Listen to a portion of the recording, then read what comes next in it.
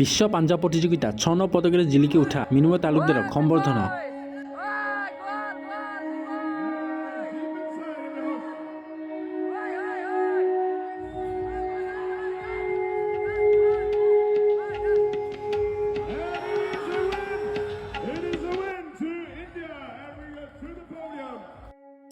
মালয়েছিয়াত 26 ছেপ্টেম্বৰৰ পৰা 1 অক্টোবৰলৈ অনুষ্ঠিত হোৱা বিশ্ব পাঞ্জা প্ৰতিযোগিতাত ডিব্ৰুগড়ৰ মিন্ময় তালুকদাৰে সোণৰ পদক লাভ কৰি দেশলৈ গৌৰৱ কঢ়িয়াই আনিছিল।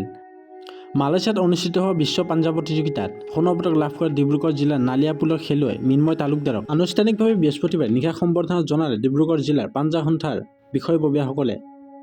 জিলাৰ পাঞ্জা সন্থাৰ বিষয়ববীয়াসকলে মিন্ময় তালুকদাৰৰ বাসগৃহত উপস্থিত হৈ ফুলাম গামোচা, শৰাই সম্বৰ্ধনা পত্ৰ আৰু ফুলাম জাপিৰে সম্বৰ্ধনা জনায়। উল্লেখ্য যে মালয়েছিয়াত অনুষ্ঠিত হোৱা পাঞ্জা প্ৰতিযোগিতাত 15 বছৰ অনুৰ্ধ শাখাত 63 কেজিত মিন্ময় তালুকদাৰে সোণৰ পদক লাভ কৰি ডিব্ৰুগড় জিলাৰ লগতে দেশলৈ গৌৰৱ কঢ়িয়াই আনিবলৈ সক্ষম হৈছিল। মালয়েছিয়াত 26 ছেপ্টেম্বৰৰ পৰা 1 অক্টোবৰলৈ অনুষ্ঠিত হোৱা বিশ্ব পাঞ্জা প্ৰতিযোগিতাত অসমৰ 25জন খেলুৱৈয়ে অংশগ্ৰহণ কৰিছিল। ইয়াৰে মাজত 8 গৰাকী মহিলা খেলুৱৈয়ে অংশগ্ৰহণ কৰিছিল। বিশ্ব পাঞ্জা প্ৰতিযোগিতাত 50খন দেশৰ প্ৰায় 700ৰো অধিক খেলুৱৈয়ে এই প্ৰতিযোগিতাত অংশগ্ৰহণ কৰা বুলি জানিব পৰা গৈছে।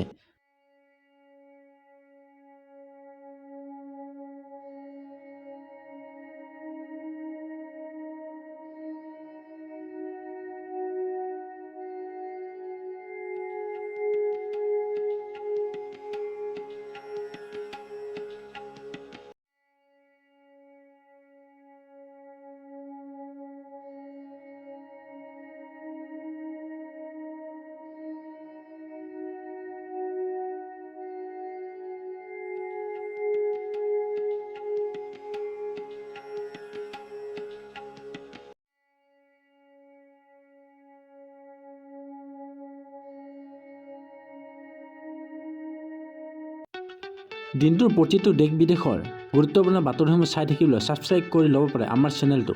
ধন্যবাদ।